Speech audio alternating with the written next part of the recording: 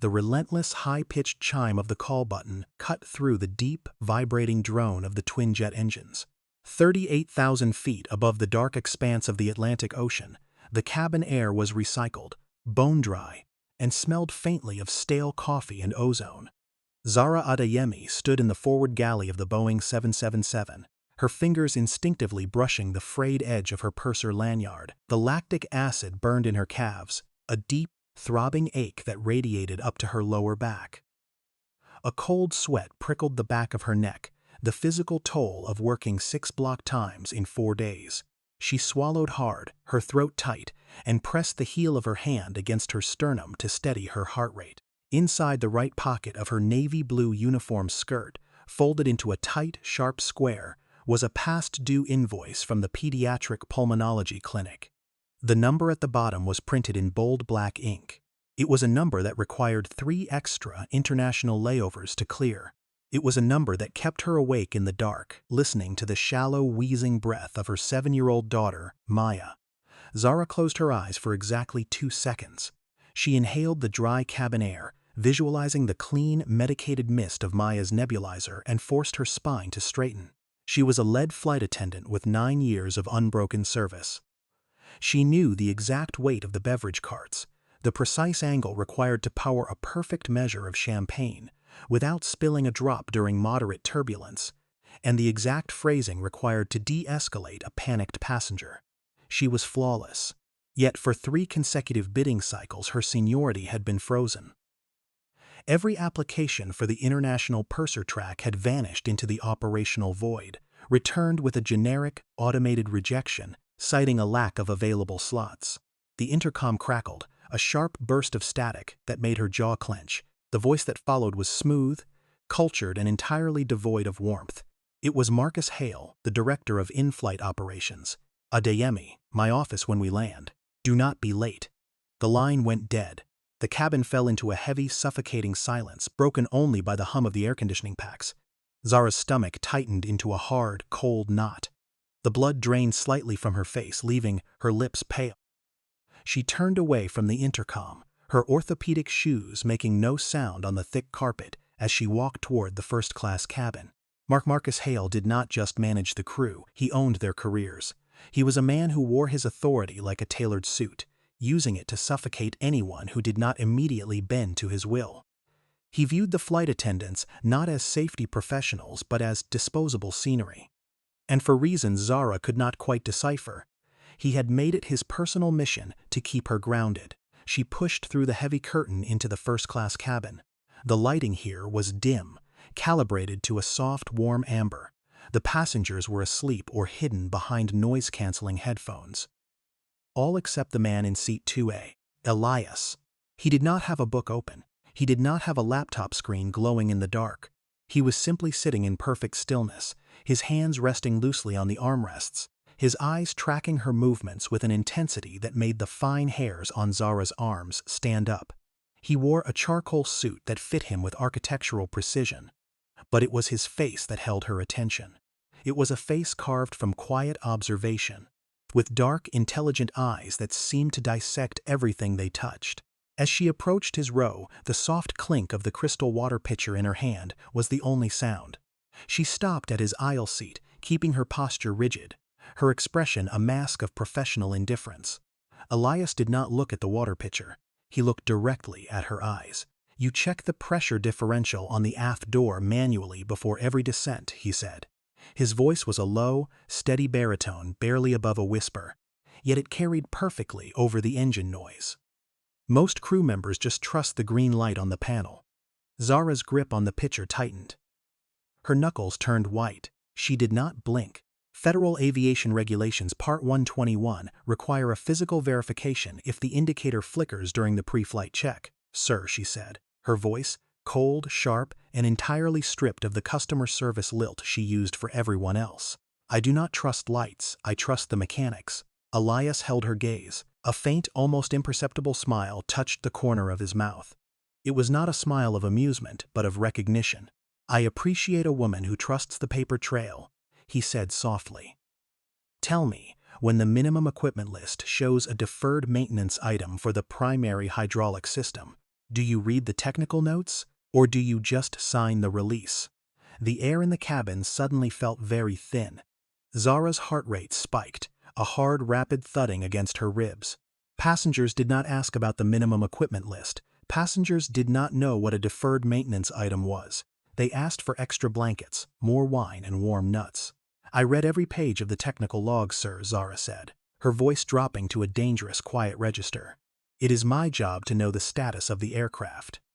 If you have a concern about the hydraulic system, I can fetch the captain. I have no concern about the hydraulic system, Elias said, his eyes never leaving hers. I have a concern about the people who sign the log when the system is actually broken. Zara stared at him, the silence stretched thick and heavy. The sheer audacity of the question hung in the air between them. He was probing.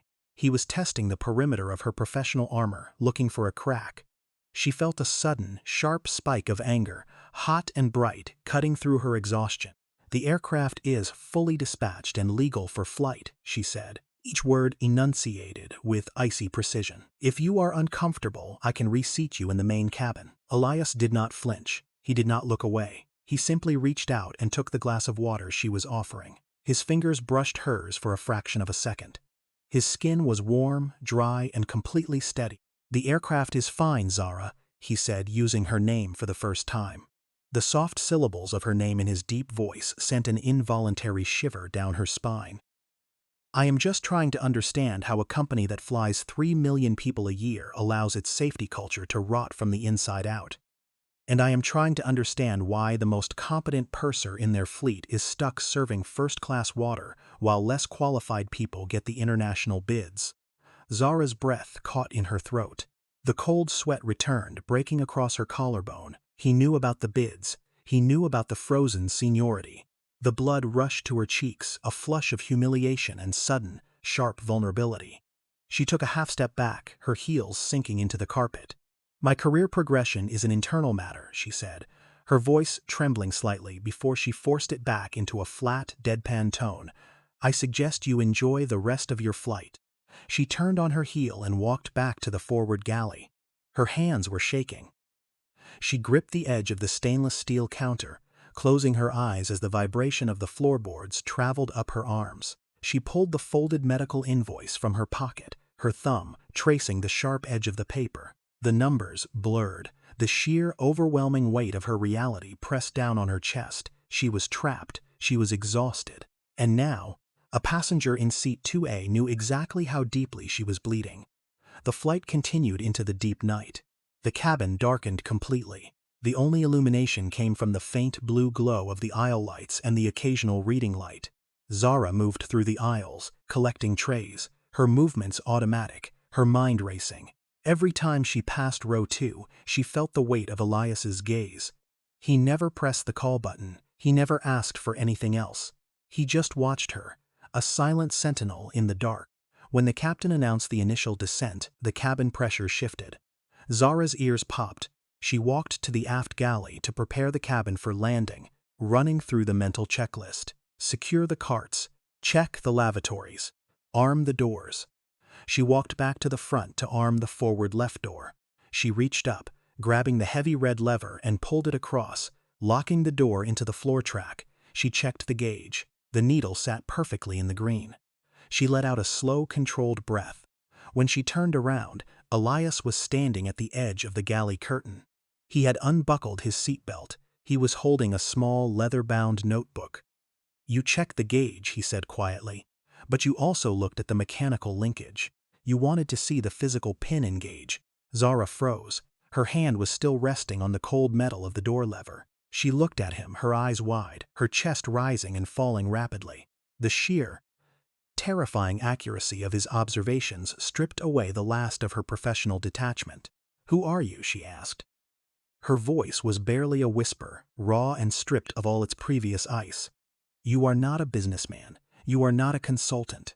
Businessmen do not watch the door arming sequence. The scent of him, cedar, clean cotton, and the faint, sharp tang of cold, outside air filled the small galley space.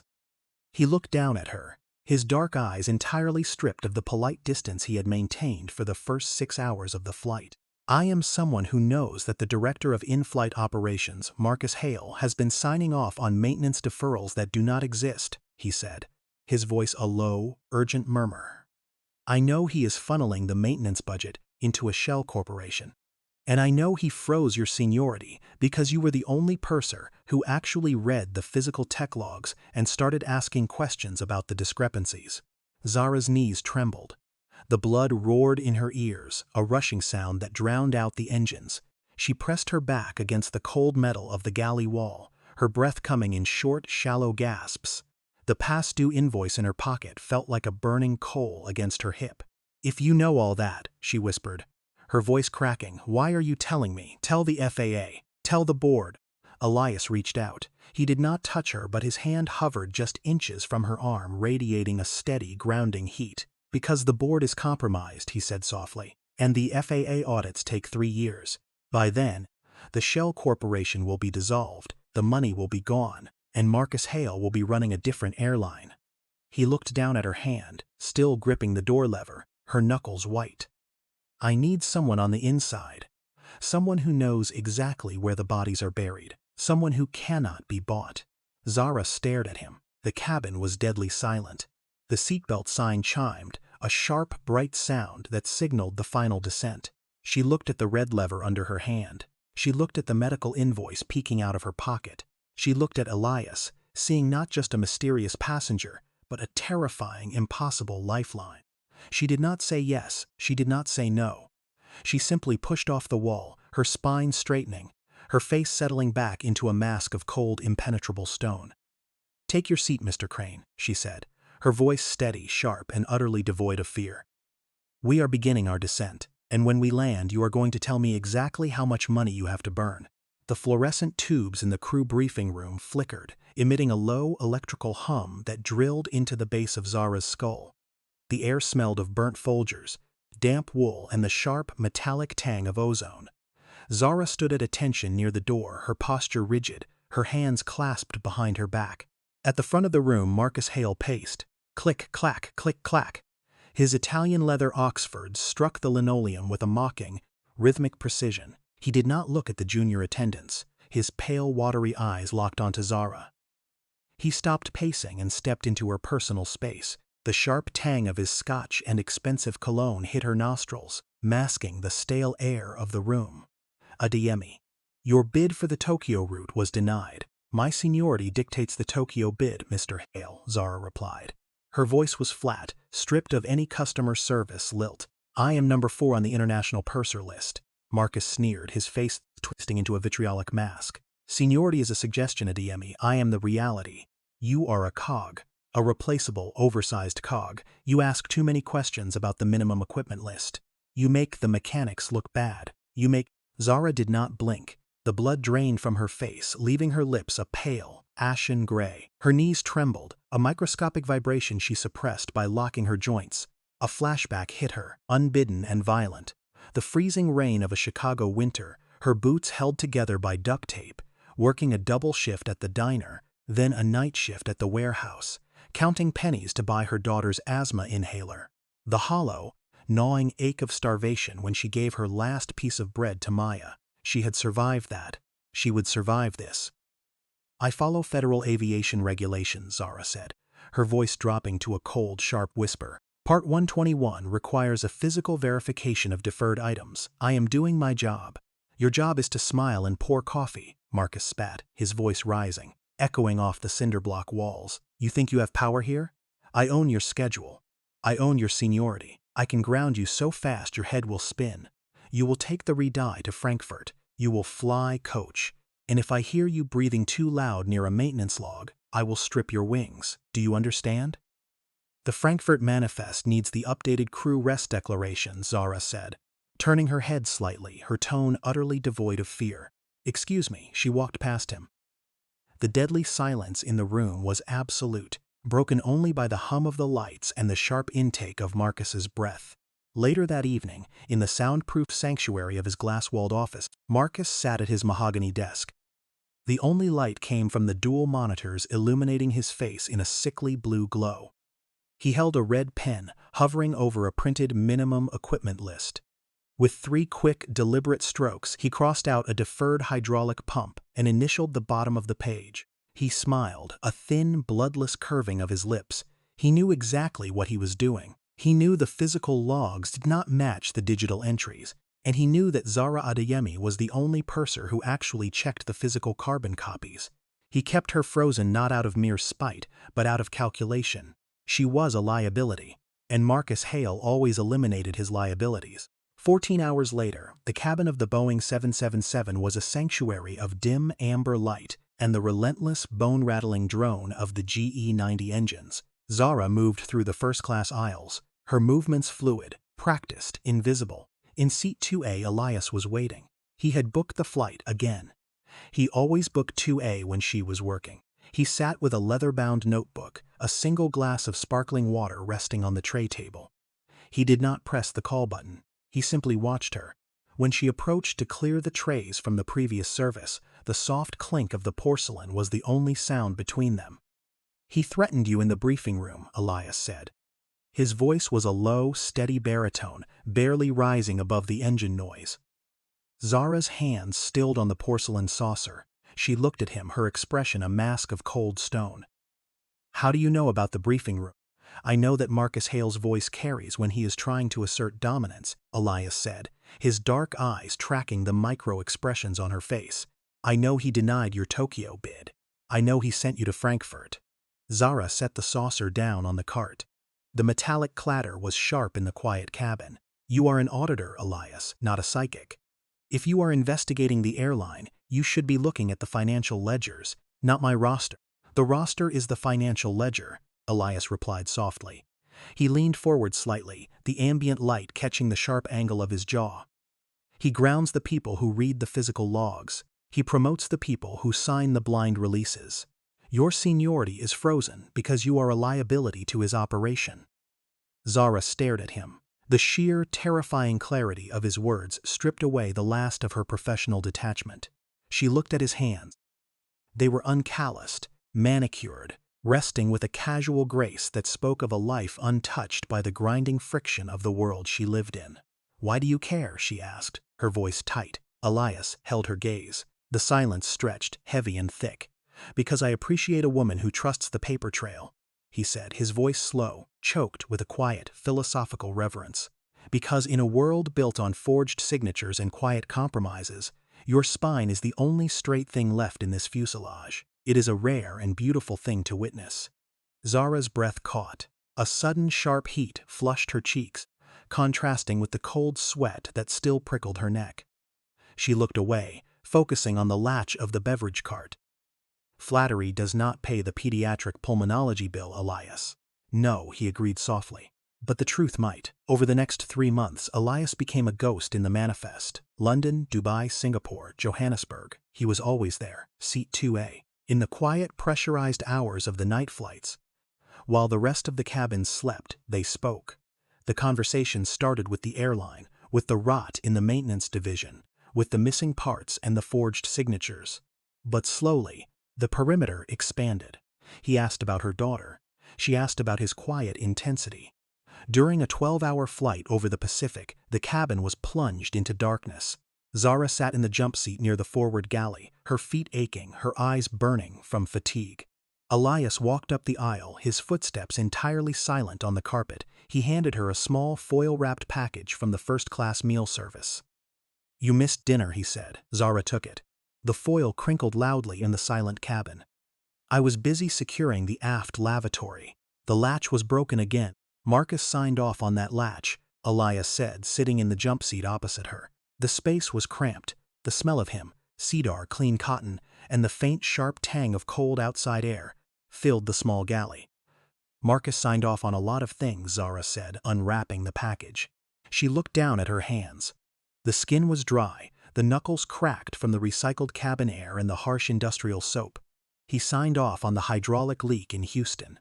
He signed off on the cracked window seal in Miami. Every time I bring it up, he freezes my bid.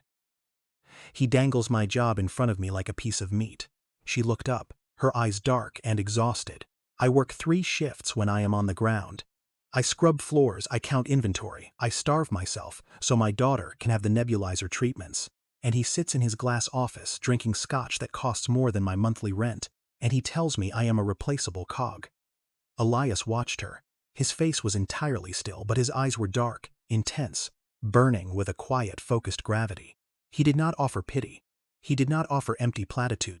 "You are not a cog, Zara," he said, his voice a low, steady rumble. "You are the only person holding the door shut. The rot is deep, but it is contained by people like you, people who refuse to look away." Zara looked at him. She saw the depth of him, the calm, unshakable anchor in the center of her chaotic, exhausting life. She was drawn to his stillness. He was captivated by her unyielding, fierce integrity. But she also saw the details. She saw the Patek Philippe watch on his wrist, a piece that cost more than the Boeing 777 they were flying. She saw the way he never complained about the delayed flights, the way he never checked his bank balance, the way the ground staff at every international terminal seemed to subtly defer to him, even when he was flying under a pseudonym. "You are not just an independent risk analyst, Elias," she said quietly, the words hanging in the pressurized air. "Independent analysts do not have access to the parent company's Shell Corporation registry. They do not fly first class on every leg without using corporate points."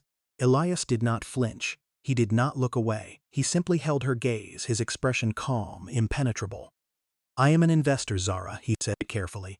"I have a financial interest in the airline's parent company. I am here to ensure the asset is not being hollowed out by men like Marcus Hale." "An investor," she repeated. The word tasted like ash.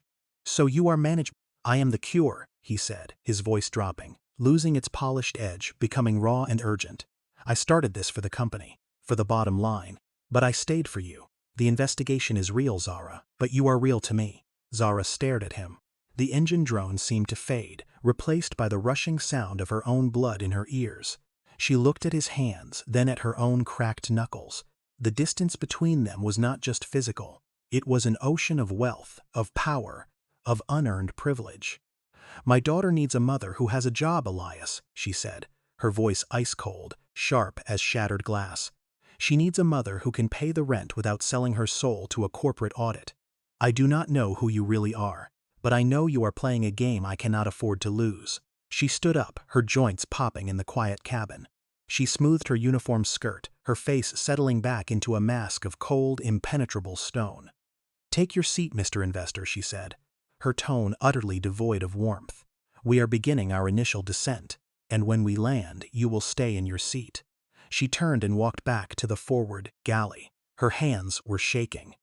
She gripped the edge of the stainless steel counter, closing her eyes as the vibration of the floorboards traveled up her arms. She had let him in. She had let him see the cracks in her armor. And now she realized with a sickening drop in her stomach, she had no idea who was actually holding the pen. The Boeing 777 sat at Gate 42 in Frankfurt, the boarding bridge disconnected. The cabin plunged into the heavy, pressurized silence of a turnaround. The only sound was the low, electrical hum of the auxiliary power unit vibrating through the floorboards. Zara sat in the forward galley, the harsh fluorescent light casting sharp shadows across her face. On the stainless steel counter in front of her lay the physical carbon copies of the minimum equipment list, the thin onion skin paper curled at the edges. She held her electronic flight bag tablet in her left hand. The digital screen glowed with the airline's official maintenance log. She looked at the screen, then down at the physical carbon paper. She looked back at the screen. The digital entry for the aft cargo smoke detection system read, "Sensor reset. System functional. Signed by Marcus Hale, Director of Operations." Zara picked up the physical carbon copy. The blue ink from the mechanic's pen had bled through the thin paper. The handwritten note, scrawled in the margins by the line mechanic, read, "Sensor bypassed. Wire disconnected. Awaiting parts." She ran her thumb over the indentation of the mechanic's handwriting. The physical log proved the digital log was a fabrication. The smoke detector in the cargo hold was dead. If a fire broke out in the aft compartment, the flight deck would receive no warning.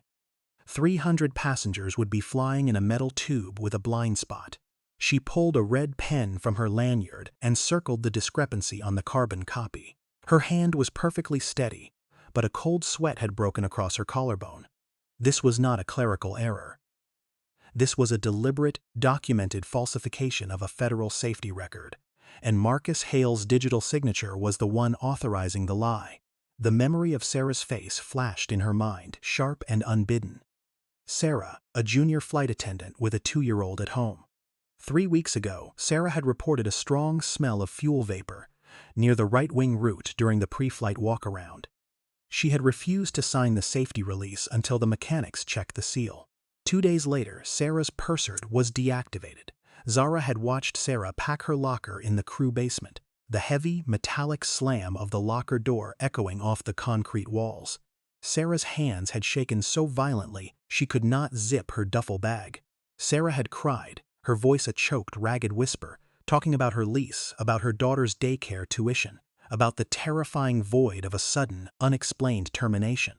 Zara closed her eyes. The smell of the recycled cabin air shifted, morphing into the damp, mildew scent of her first apartment in Chicago. The freezing rain lashing against the single-pane window. The hollow, gnawing ache in her stomach after working a double shift at the diner and a night shift at the warehouse, only to realize she had spent her last $12 on Maya's asthma inhaler instead of groceries. The physical sensation of starvation, the way the cold seeped into her bones when she could not afford to turn on the radiator. She had survived that darkness. She had clawed her way out of it, inch by inch, built a life on the foundation of absolute, unyielding competence. She opened her eyes. The cabin was still silent. She folded the carbon copy, slid it into the hidden lining of her rollaboard suitcase, and zipped it shut. The sharp rasp of the zipper was the only sound in the galley. She was no longer just a purser. She was a witness. And in Marcus Hale's world, witnesses were liabilities. 14 hours later, the rain in London was a relentless, driving sheet of water, drumming against the tinted windows of the crew transport van. Zara sat in the back, her forehead resting against the cold glass. The Marriott Hotel in Mayfair was a cathedral of marble and gold leaf, smelling of expensive lilies and polished brass. During the layover, while the rest of the crew slept, Zara sat in the hotel's private business center. The room was empty, lit only by the green glow of the desktop monitor. She had spent the last 3 months quietly copying the names of the shell corporations listed on the deferred maintenance invoices she had pulled from the physical archives. She typed the name of the most recent shell company into the secure corporate registry database, Aerostrata Maintenance Holdings LLC. The screen loaded, the white page refreshed. Zara leaned forward. The beneficial ownership registry appeared on the screen. She scanned the legal text, her eyes tracking the dense bureaucratic jargon. She reached the section detailing the sole managing member and primary signatory. The name was printed in crisp, black Arial font. Elias Thorne. Zara stopped breathing. The hum of the computer's cooling fan suddenly sounded like a jet engine in her ears. She stared at the name. She highlighted it. She opened a new tab and typed his name into the financial archives. The results populated instantly. Elias Thorne. Heir to the Thorne private equity empire. The billionaire who had orchestrated the hostile takeover of the airline's parent company 3 years ago. He was not an independent risk analyst. He was not a consultant. He was the majority shareholder. He was the man who owned the very shell company that was funneling the maintenance budget. He was the man whose signature sat at the top of the corporate structure that employed Marcus Hale. The blood drained from Zara's face, leaving her skin the color of old parchment. The capillaries in her cheeks constricted. A high, thin ringing started at the base of her skull and expanded outward, drowning out the ambient noise of the hotel. Her stomach dropped, a physical freefall that left her nauseous. The muscles in her thighs locked, then gave out, a microscopic tremor she suppressed by pressing her heels hard into the carpeted floor. She had been pouring her exhaustion, her fear, her desperate reality into the lap of the man who owned the rot. He had not been investigating the corruption from the outside. He had been auditing his own asset, and he had used her, a single mother drowning in medical debt, as his internal spy. Zara stood up. The chair scraped violently against the hardwood floor. She walked out of the business center, her orthopedic shoes making no sound on the thick hallway carpet. She found him in the hotel's ground floor bar. The room was dimly lit, the air thick with the scent of aged oak and expensive bourbon. Elias sat in a leather booth, in the corner. He was not wearing his suit jacket, his shirt sleeves were rolled to the elbows, he had a single glass of amber liquid on the table. Zara stopped at the edge of the booth. She did not sit down. She stood perfectly still, her posture rigid, her face a mask of cold, impenetrable stone. Elias looked up. He saw her face, he saw the absolute, terrifying stillness in her eyes. He set his glass down. The ice clinked against the crystal, a sharp, bright sound in the quiet bar. "Zara," he said, his voice low, cautious. "You are not an independent auditor," she said. Her voice was ice. It did not shake. It did not rise. It was a flat, deadpan delivery of absolute fact. "You own Aerostrata Holdings. You own the parent." Elias did not flinch. He did not look away. He kept his hands flat on the table. The silence stretched, heavy and suffocating. The jazz piano in the corner played a slow, dissonant chord that hung in the air. "The board of directors was compromised," Elias said, his voice dropping to a quiet, urgent murmur. "The previous CEO and Marcus Hale were siphoning the maintenance reserves. I bought the controlling stake to install an independent oversight committee. But Marcus controls the physical records. He controls the crew. I needed someone on the inside who could not be bought. Someone who actually read the paper trail." Zara stared at him. The cold sweat returned, breaking across her neck. She looked at his hands, the uncalloused skin, the quiet grace, the absolute unshakable power of a man who could buy and sell her entire existence with a single phone call. "So I was the inside job," she said. Her voice was a sharp, quiet whip. "I was the tool you used to clean up your investment. I started this for the company," Elias said. He leaned forward slightly, his dark eyes intense, burning with a quiet, focused gravity. "I started this to protect the asset, but I stayed for you. The investigation is real, Zara. The fraud is real, but you are real to me." Zara let out a slow, controlled breath. The sound was sharp in the quiet bar. She looked at the amber liquid in his glass. She thought of the past-due invoice in her pocket. She thought of Maya's nebulizer. She thought of Sarah, crying in the crew basement, her life dismantled by a man sitting in a glass office. "My daughter needs a mother who has a pension, Elias," she said, her voice dropping to a dangerous, quiet register. "She needs a mother who can pay the rent without selling her soul to a billionaire's corporate cleanup. I do not know if your feelings are real, but I know my reality. And my reality is that I am a line item to you, a convenient set of eyes." "Zara," he said, his voice cracking, losing its polished edge, becoming raw. "Do not contact me on my next flight," she said. She took a half-step back. Her knees trembled, a physical reaction she could not suppress, but she locked her joints and forced her spine to straighten. "If you need someone to read the paper trail, hire an auditor. I am just a cog." She turned on her heel and walked out of the bar. She pushed through the heavy mahogany doors and stepped out into the London night. The freezing rain hit her face, cold and sharp, masking the single, hot tear that tracked down her cheek. She walked into the downpour, the sound of the rain drumming against the pavement, entirely alone in the dark. The relentless drumming of freezing rain against the tin fire escape echoed through the thin glass of the apartment window. Tap, tap, tap, a steady metallic rhythm that matched the mechanical hiss of the compressor nebulizer in the next room. The machine pushed albuterol sulfate into Maya's lungs, a rhythmic puffing sound that kept Zara anchored to the cracked formica table. Zara sat in the dark. Her navy blue uniform was still damp from the London layover, the fabric clinging to her shoulders. She did not turn on the overhead light. The only illumination came from the street lamp outside, casting long, barred shadows across the stack of past-due medical invoices. She traced the edge of the pediatric pulmonology bill with a cracked thumbnail. The smell of the apartment, stale radiators and damp wool, shifted in her memory, morphing into the heavy, suffocating scent of fryer grease and industrial bleach.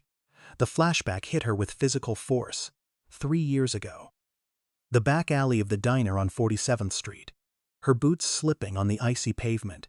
She had worked the breakfast rush, scrubbed the grease traps until her cuticles bled, and then taken the night shift at the logistics warehouse. She remembered the hollow, gnawing ache in her ribs, the physical sensation of starvation, when she gave her last $12 to the pharmacy for Maya's inhaler.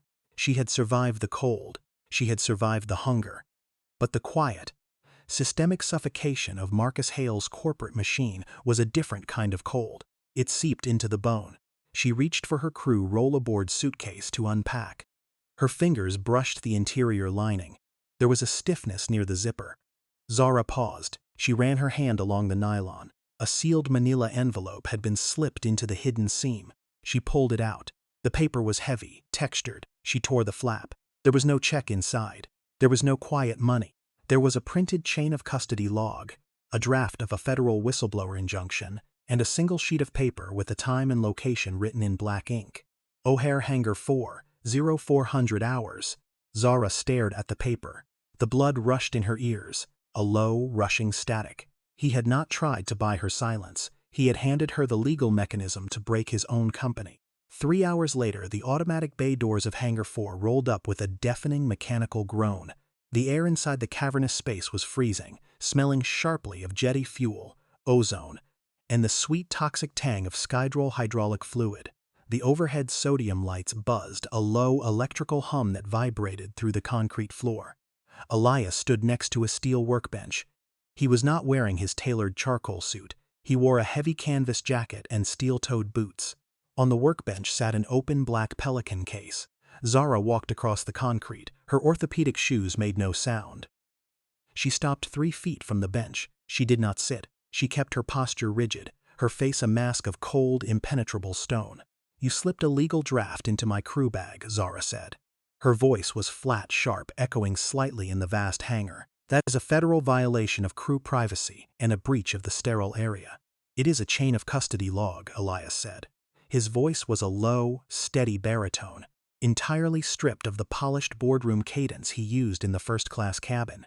"I needed you to see the metadata timestamps before you made a decision. I needed you to see that the injunction was drafted before you walked out of the Mayfair bar." Zara's jaw tightened. She looked at the Pelican case. Inside, resting on custom-cut foam, were 3 thick black binders and a stack of raw, unbound technical logs. "You said you were an investor," Zara said, her tone dropping to a dangerous, quiet register.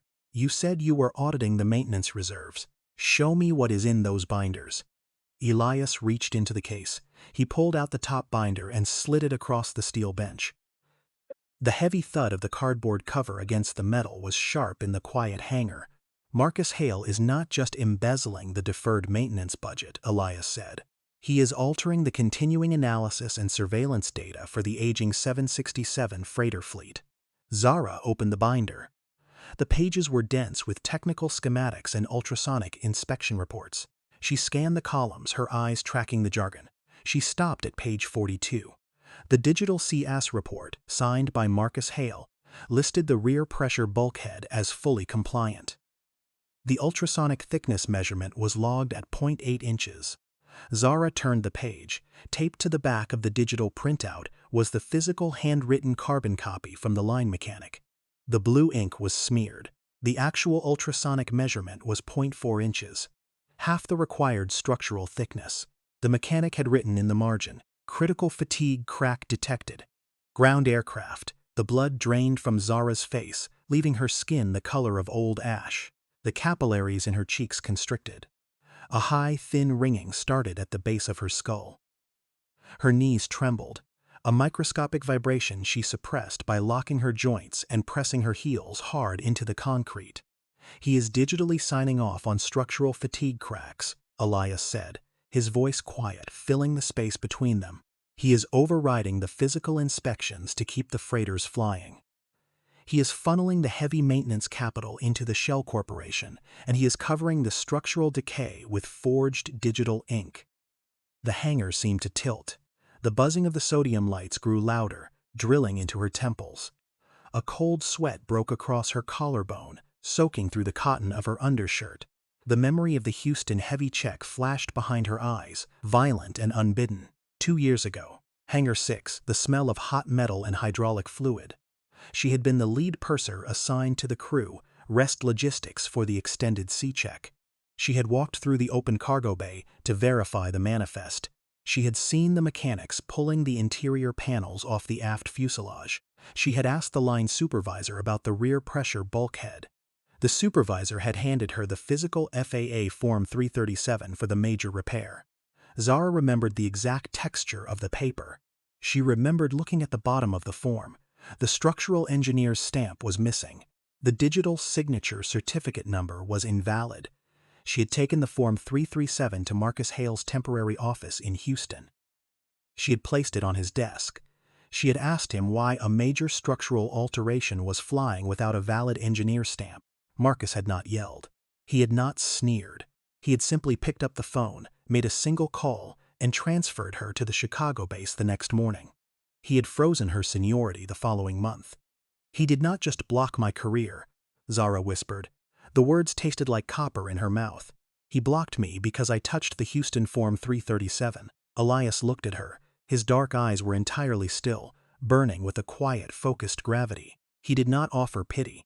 He did not reach out to comfort her. "You are the only purser who actually reads the physical carbon copies," Elias said. "You are the only one who cross-references the Form 337 stamps with the digital CAS entries. Marcus knows that.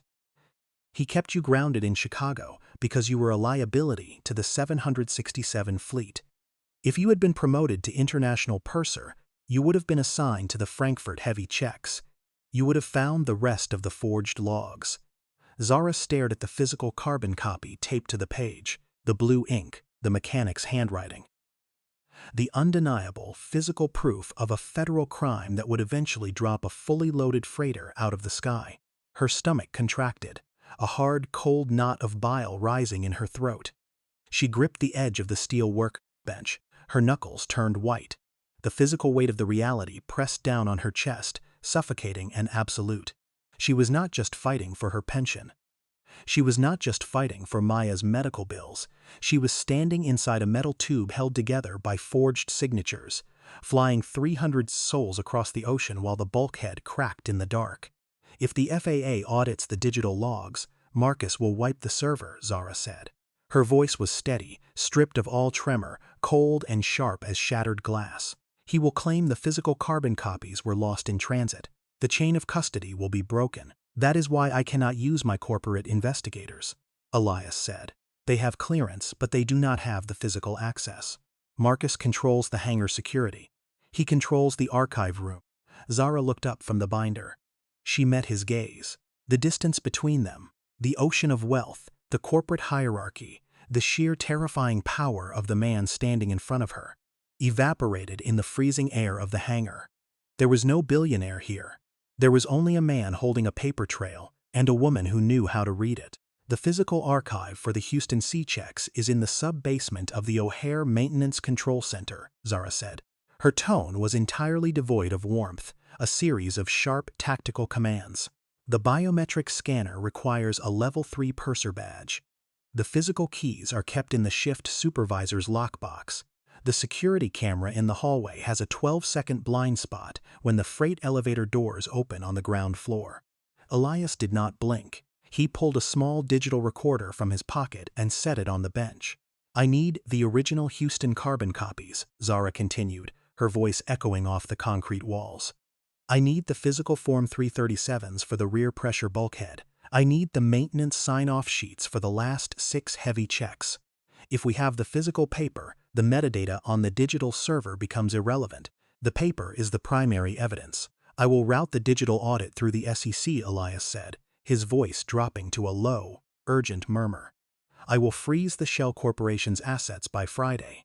But I need the physical paper to prove intent. I need you to get it." Zara looked at the binders. She looked at her hands, the cracked knuckles, the dry skin. The hands that had poured thousands of cups of coffee, that had scrubbed grease traps, that had counted crumpled $1 bills in the freezing rain.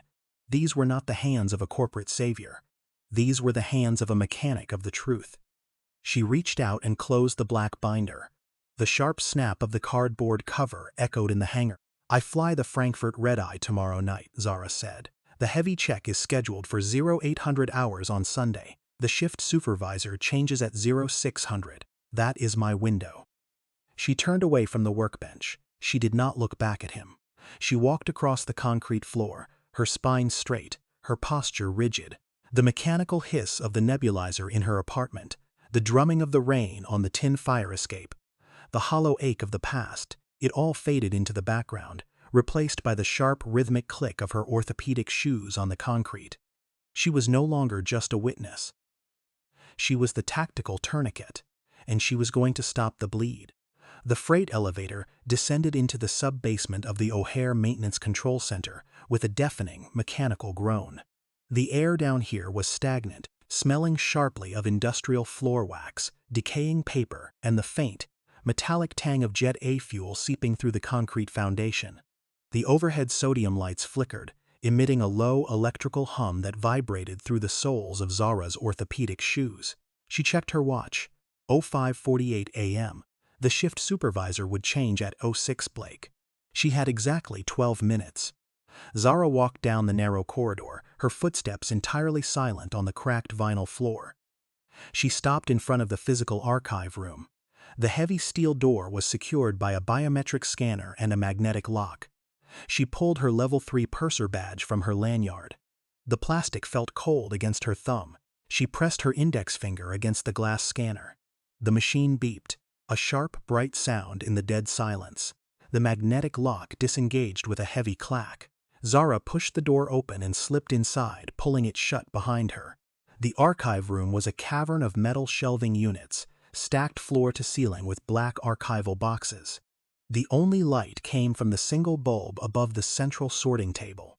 Zara moved to the section marked Houston Heavy Checks, 2021-2022.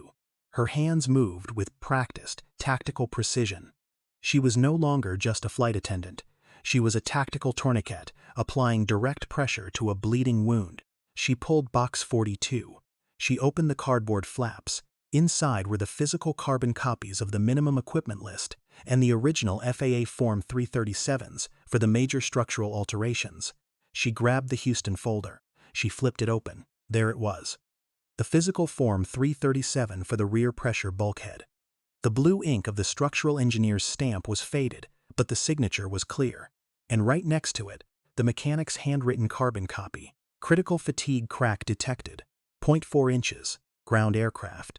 A cold sweat broke across Zara's collarbone, soaking through the cotton of her undershirt. The physical paper was heavy, undeniable. It was the exact proof Elias needed to pierce the corporate veil and prove Marcus Hale's digital signatures were forged federal documents. She pulled a sealed tamper-evident evidence bag from her pocket. She slid the folder inside, pressed the adhesive strip shut, and dropped it into the hidden, zippered compartment of her crew roll-aboard suitcase. The sharp rasp of the zipper sounded like a tearing vein in the quiet room. Her mind flashed back to the freezing rain of a Chicago winter 3 years ago. She was standing in the back alley of the diner, her boots slipping on the icy pavement, counting crumpled $1 bills and loose quarters under the flickering street lamp. She had worked a double shift, scrubbed the grease traps until her cuticles bled, and then walked 3 miles to the warehouse for the night shift. She remembered the hollow, gnawing ache in her ribs, the physical sensation of starvation, when she realized she was short on Maya's asthma medication. She had survived that darkness. She had clawed her way out of it, inch by inch, built a life on the foundation of absolute, unyielding competence. She was not going to let a man in a tailored suit drag her back into the dark. She zipped the suitcase. She checked her watch. 05:06 a.m. She walked out of the archive room, pulled the heavy steel doors shut, and waited for the magnetic lock to engage. The heavy clack echoed down the corridor. She stepped into the freight elevator and pressed the button for the ground floor. The elevator ascended. The mechanical hum vibrated up her legs. She gripped the handle of her suitcase, her knuckles white. She had the paper. The chain of custody was intact. The elevator doors opened with a soft chime. Zara stepped out into the crew briefing area. The crew briefing room was supposed to be empty at this hour. The fluorescent tubes overhead flickered, emitting a low electrical buzz. The air smelled of burnt coffee and stale ozone. But the room was not empty. Marcus Hale stood at the front of the room. He was flanked by 2 uniformed airport security officers. The sharp, rhythmic click of his Italian leather Oxfords against the linoleum floor was the only sound as he paced. Click, clack, clack. He stopped pacing, his pale, watery eyes locked onto Zara. The blood drained from Zara's face, leaving her lips a pale ashen gray. Her stomach contracted, a hard, cold knot of bile rising in her throat. Adeyemi, Marcus said. His voice was flat, vitriolic, echoing off the cinderblock walls.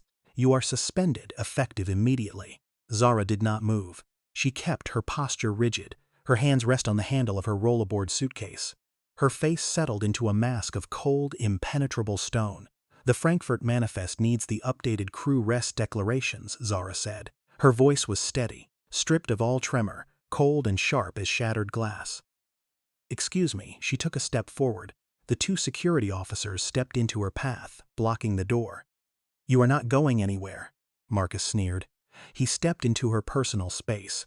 The sharp tang of his expensive scotch and cologne hit her nostrils, masking the stale air of the room.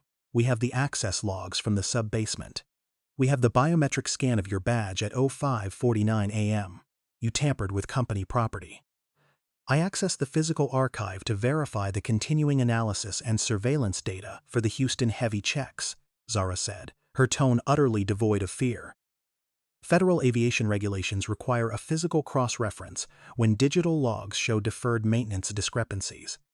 I was doing my job. Your job is to pour coffee and smile," Marcus shouted, his face twisting into a vicious mask, spit flying from his lips. "You think because you read a few carbon copies you are an auditor? You think you can sneak into the basement and steal proprietary maintenance records? You are a nobody, Adeyemi, a replaceable, oversized cog, a glorified waitress in the sky, a single mother who should be grateful I let you keep this uniform."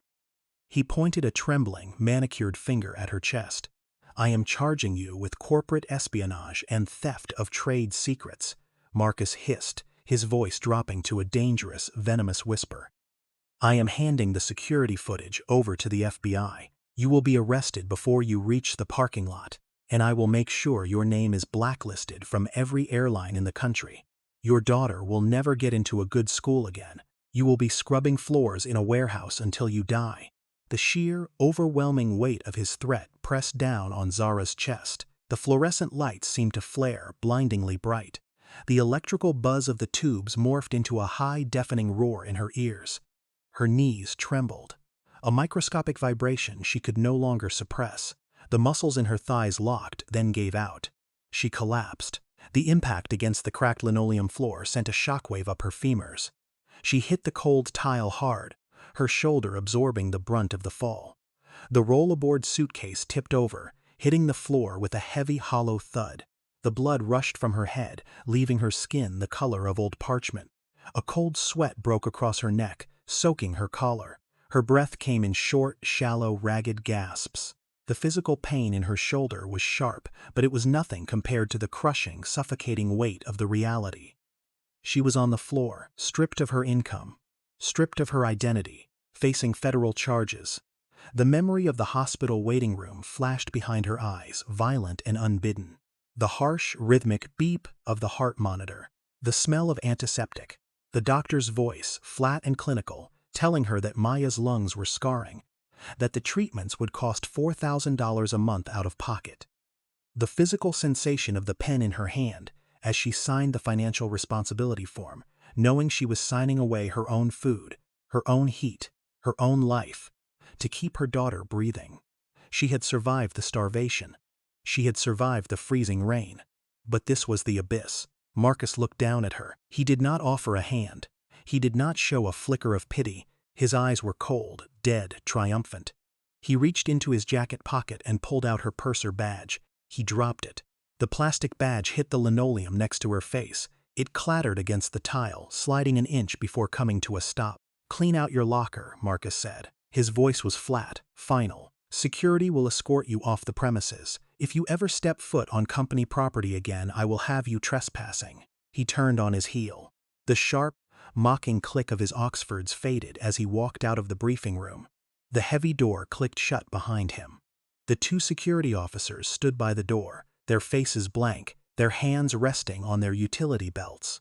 The deadly silence of the room returned, broken only by the hum of the fluorescent lights and Zara's shallow, ragged breathing. She lay on the cold tile. The physical pain in her shoulder throbbed in time with her heartbeat. She stared at the plastic badge on the floor. The gold lettering caught the harsh fluorescent light. Chief Purser. She closed her eyes. A single hot tear escaped, tracking through the cold sweat on her cheek, pooling in her ear. She did not wipe it away.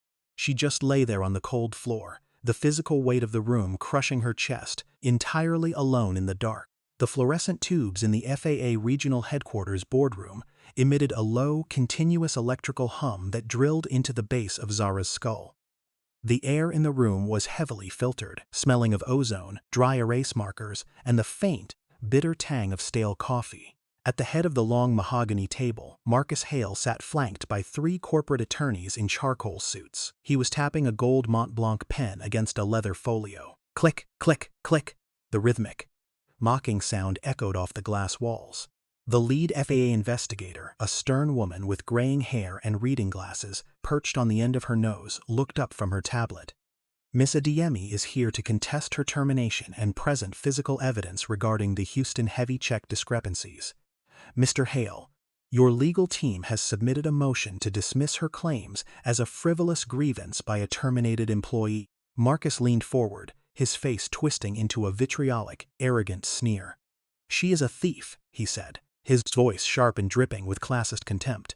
She is a low-level, glorified waitress in the sky who stole proprietary maintenance data from our sub-basement archive. She accessed a restricted area without authorization, violated her non-disclosure agreement, and is now trying to extort the airline. I have already handed the security footage to the FBI. I want her prosecuted. The heavy glass door at the back of the boardroom clicked open. The sharp, rhythmic strike of Zara's orthopedic shoes against the hardwood floor cut through his shouting. She did not wear her navy blue uniform. She wore a simple, tailored black suit. Her posture was rigid, her spine perfectly straight, her face a mask of cold, impenetrable stone. She carried a heavy, black pelican case in her right hand. She did not look at Marcus. She walked directly to the empty chair opposite the FAA investigator and sat down. She placed the pelican case on the table.